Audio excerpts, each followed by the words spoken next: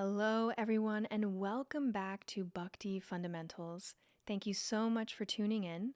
Today, we are diving into the fascinating subject of karma, a topic that never fails to spark curiosity, yet is often misunderstood. Our goal today is to peel away the layers of misunderstanding and bring some clarity to this complex concept, making it easier to grasp. First, however, let's review some in order to see why karma is a relevant topic in our study and practice of Bhakti Yoga. In Bhakti Yoga, the goal of life is to reconnect with God or the Supreme, Krishna, through loving devotional service or bhakti. Yoga is a word indicating to yoke or to link, and so it implies the connecting of two parties, us and the Supreme or Krishna. In Bhakti Yoga, which is the path recommended in the Bhagavad-gita, the method of connection is through bhakti, a word meaning loving devotional service. Now, in the Gita, the Supreme is identified as Krishna, and Krishna is a non-sectarian word meaning all attractive. This simply means that definitionally, God is that Supreme Personality who attracts everyone ultimately, because everyone and everything originates from him in the first place. And we learn about Krishna in the Gita. In fact, from the Gita, we learn all of the foundational teachings of spiritual life, or tattvas. Tattvas is a word indicating truths.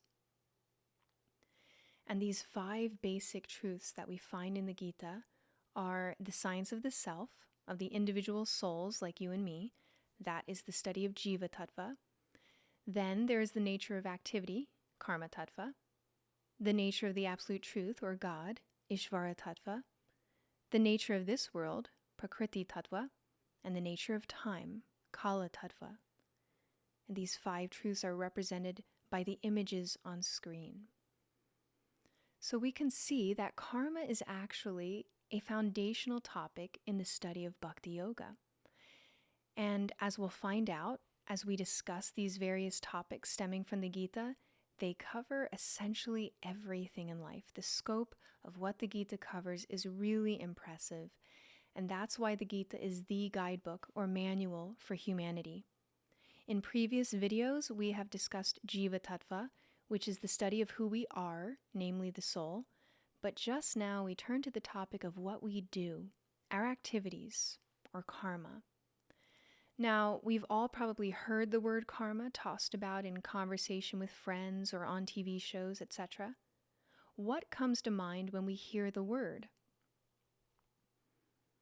Well, sometimes we hear karma described as what goes around comes around. If we see someone we don't like and they stub their toe, we might say under our breath, karma. Often, people view karma as negative reactions to bad actions performed. Sometimes it's also used to refer to good reactions to good actions performed.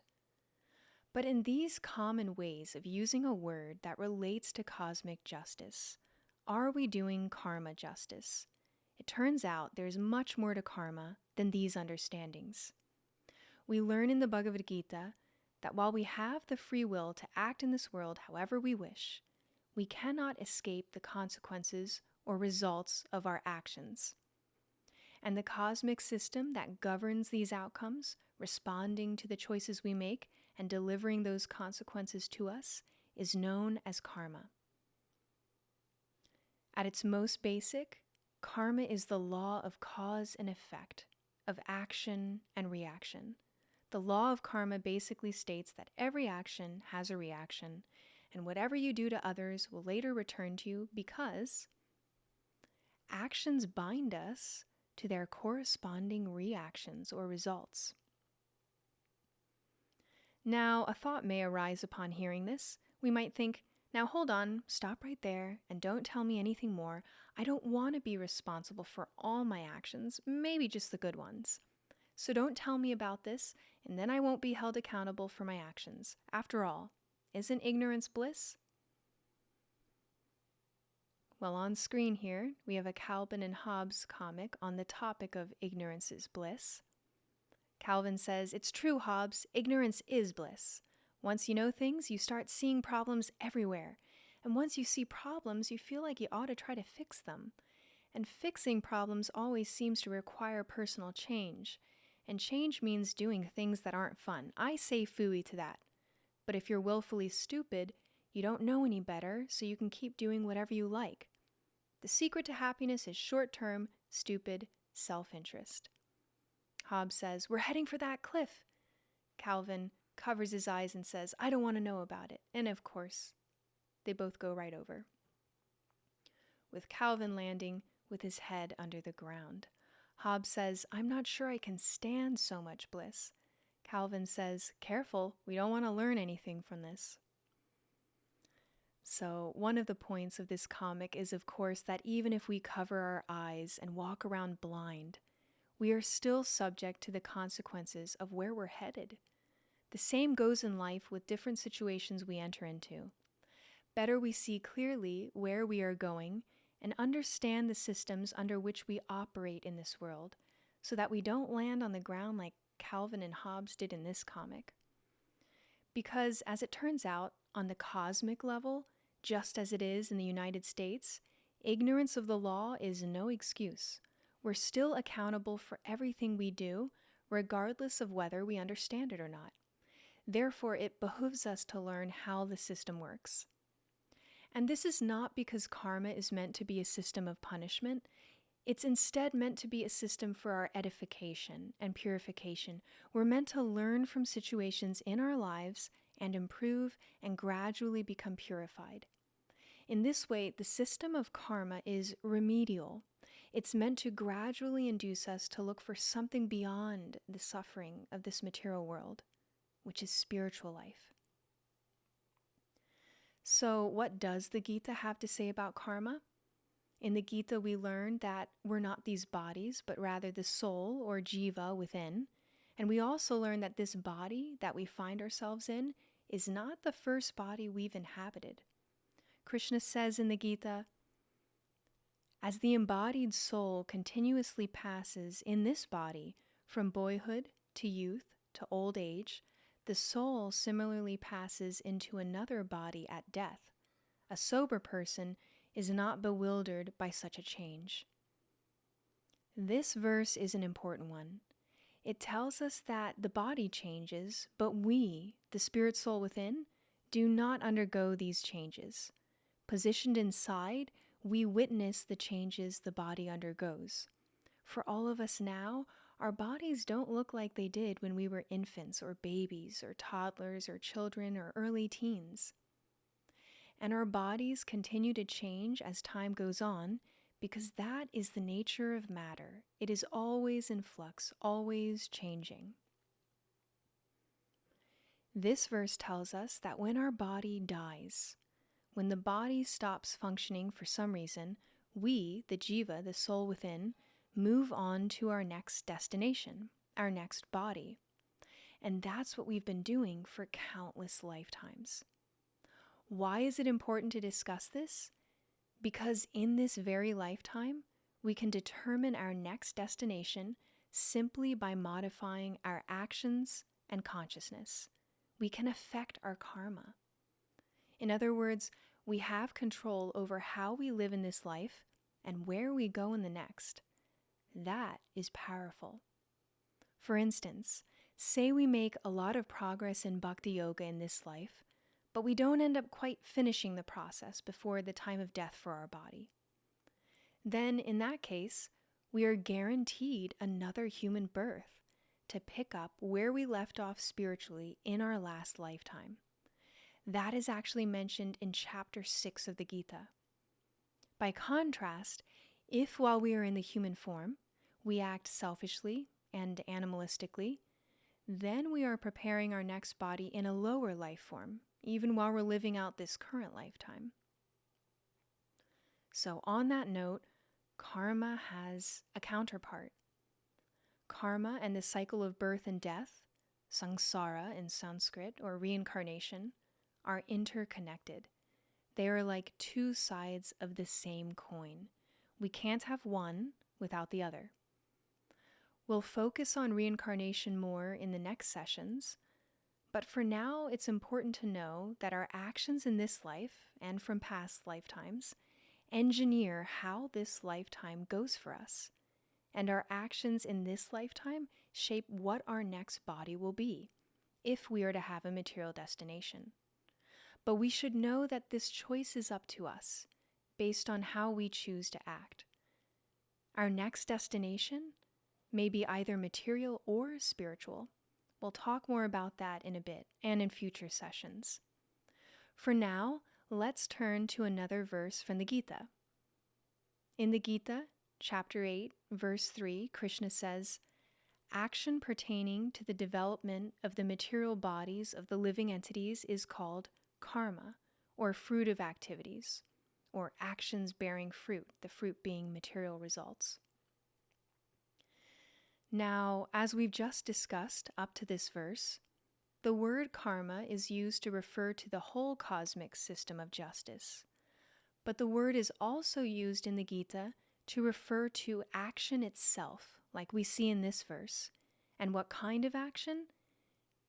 It is specifically used to refer to material as opposed to spiritual action. Material action is that which is performed for the sake of our bodies and our body's senses. Let's take a couple of examples. Divorced from spiritual life, all of our activities fall under the banner of karma. The work we put into our career is karma. When we eat, sleep, play tennis, go for a walk, browse YouTube, listen to music, drive our car, garden in our yard, clean house, help a friend move to a new house, donate clothes to the poor, serve in the army. When we do anything in this world, divorced from spiritual life, those actions are considered karma. Material karma, the actions we perform, may be good or bad, or for that matter, mixed. And therefore, our karma may bring us corresponding good or bad or mixed results. The results of our activities are also sometimes referred to as karma. More precisely, however, those results are karmic reactions. And the intensity of the good or bad karmic reactions we experience is also molded by the nature of the intent behind our actions. Accidentally hitting a deer on the road is different from going out and hunting, for instance. The system of karma takes everything into account. Because of this, we can see that karma gets very complicated very quickly. It is an intricate web. Sometimes the results of our karma are quick and easy to see. For example, if we study hard and receive a good grade, if we eat very acidic food and get heartburn. However, sometimes the results may take years, or according to the Vedic literatures, lifetimes. This means that I may do something in this life and get the results in the next, or in 8 lifetimes from now, or in thousands of lifetimes from now. We can compare karma to contracting COVID. Sometimes there are symptoms within just a few days, and other times there is a long incubation period. However, once we're infected, it's just a question of time until the symptoms catch up with us, whether they're good or bad. We can also think of karma as checking out at a grocery store. This is another helpful analogy. By our actions, we place items on a conveyor belt. The cashier, which is material nature, packs these items intelligently into our bag. Over the course of time, we unpack the bag, which is akin to receiving the results of our actions. These results may not be in the order we initially placed them on the conveyor belt, but they are organized intelligently to ultimately guide us to spiritual knowledge. And this brings us back to an important point. The system of karma is meant for our ultimate benefit and upliftment. Instead of getting stuck in the weeds of, is this good or bad karma? And if I do this, will I get that? We're meant to instead learn and elevate ourselves from our experience of karma. How do we do this? Firstly, we understand that all material karma, whether good or bad, yields a material result, whether good or bad, and a material destination, somewhere in the material world. What does this mean? It means coming back to the material world, taking birth again in a different body, not necessarily a human one, and accepting the results of our previous material actions. As you might surmise, the best we can get materially is good karma, and even that runs out at some point. Again, we've been in this material world cycling through different bodies for a long time, countless lifetimes, going through death and rebirth and life with its material ups and downs over and over again. What if we want to opt out of this? What can we do practically? Well, we can learn about yogic life, spiritual life. We learn what we can do about our karma, and then we act on that transcendental knowledge. Essentially, karma is for our correction, not for mere retribution of past deeds. Everyone has certain lessons and ways in which we must develop, and the law of karma actually directs us in a manner to do just that. We're not condemned to stay in this cycle of repeated birth and death forever. We are the architects of our own fortune. We have free will. On that note, we can understand karma in different categories. One analogy that has been used before is that of an archer who represents all of us, with quiver and arrows. Now, out of this quiver, the arrow that we have already shot is called prarabdha karma. Prarabdha karma is the karma that is actively fructifying, that is already manifesting in our lives presently. This type of karma includes things like the bodies we're in, the families and the country that we take birth in. This form of karma is the fully manifested result of our previous actions. We can't change it now. However, the quiver of arrows itself represents bija karma. Bija karma is the seedling stage of karma, and this is karma that has not yet yielded results. Unlike prarabdha karma, bija karma can be removed or mitigated. Now that is pretty cool, right? And how is this done? Well, this is done via the regulated practices of Bhakti Yoga, known as sadhana. All yoga includes practice. Bhakti Yoga has its practices also, which our future videos will cover. But one of those practices that we've discussed before is mantra meditation. Mantra meditation is so powerful that it is described that it just burns up karmic reactions. So this brings us to another form of action at the bottom of the slide up there. Remember that we said the word karma literally means action? Well, there is such a thing as akarma, akarmic activities. The A in Sanskrit negates the word. Akarmic actions are those actions performed which do not result in material karmic reactions. Actions that do not produce material karma are the spiritual activities of sadhana bhakti that we just referred to, like mantra meditation. And these activities actually free us ultimately from this cycle of birth and death. This is because spiritual actions yield spiritual results, spiritual karma, if you will, instead of material results. Why? Because spiritual activities link, remember yoga means to link, they link our actions and consciousness to the Supreme, or to Krishna. This process is called yukta vairagya, the dovetailing of our actions and mind to Krishna, ultimately the linking of our whole life to Krishna. And this is what the human form of life is actually meant for, yoking back to our spiritual source, Krishna. We're meant to perform spiritual activities that do not produce material karma, as opposed to performing material activities, karmic ones. The real takeaway from this lesson is to understand that every action we perform subtly trains our mind and prompts material nature for results, rewards for our actions. This is very practical knowledge. The more our consciousness dwells in a certain place or on a certain type of activity, the more we are shaping our actions. And the more we are shaping what we will karmically receive based on those actions. According to the Bhagavad-gita, Our next destination, meaning our next lifetime or body, depends especially upon the direction our consciousness points to at the time of death for our body. Our consciousness guides or carries us to our next body. Our consciousness is like a compass, and the direction or orientation of our consciousness at the time of death is shaped by how we've lived our lives, the actions that we've taken, and the choices that we've made. What we occupy ourselves with in our day-to-day lives will be what we think about at the time of death. And that's pretty powerful. It means that every day counts. We are shaping our future in the here and now.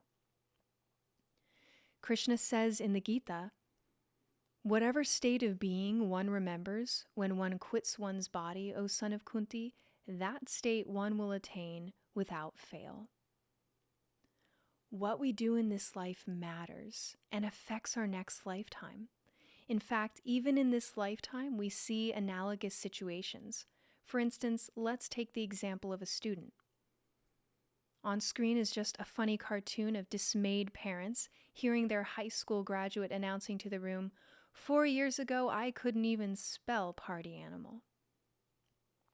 One of our teachers in Bhakti Yoga used the example of a high school student when explaining about karma and reincarnation. And the analogy is that a high school student's future, whether it involves attending college or starting a job, etc., largely depends on how that student performed during high school. Students who work hard, ace their classes, and do well on their SATs may have the opportunity to attend a prestigious university. Meanwhile, those who decided not to study and to smoke pot during classes and after school won't likely be getting into good schools. The point here is that what comes next for a high school student is shaped by their choices and efforts leading up to graduation. Their next life, if you will, after high school depends upon their activities during high school, as well as their desire, whether they want to enter college or not. Similarly, our next body will be determined by how we desire and behave throughout our current life. Our next body isn't shaped solely by our desire. It's a blend of both desire and action. We must earn it. For example, back to our high school student example, a high school student may dream of getting into Oxford or Cambridge, but simply wanting it isn't enough. They must also have the grades, the money, the SAT scores, the extracurricular activities, etc. In the same way, aspiring to be a celebrity in a future lifetime won't guarantee it unless our actions in this life make us worthy of such a position, of such wealth and beauty. But hopefully, after this class, we've seen that spiritual activities that do not produce material karma are the way to go actually, because those activities yield permanent spiritual results, which are eternal, not temporary.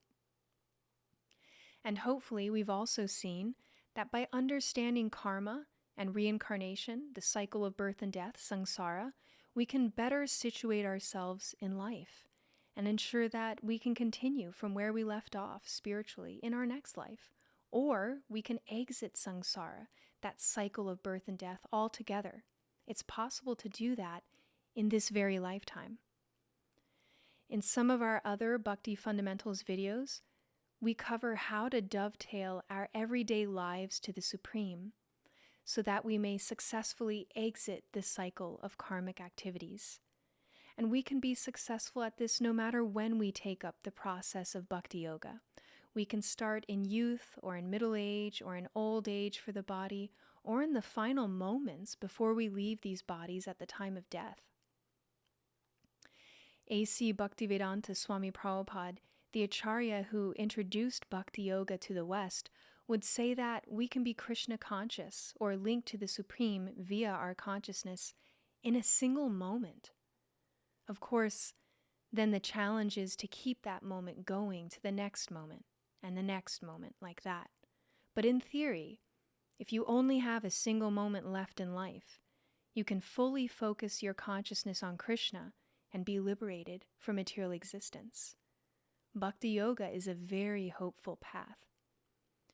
Krishna says in chapter 8, verse 3 of the Gita, "And whoever at the end of their life quits their body, remembering me alone, at once attains my nature. Of this there is no doubt."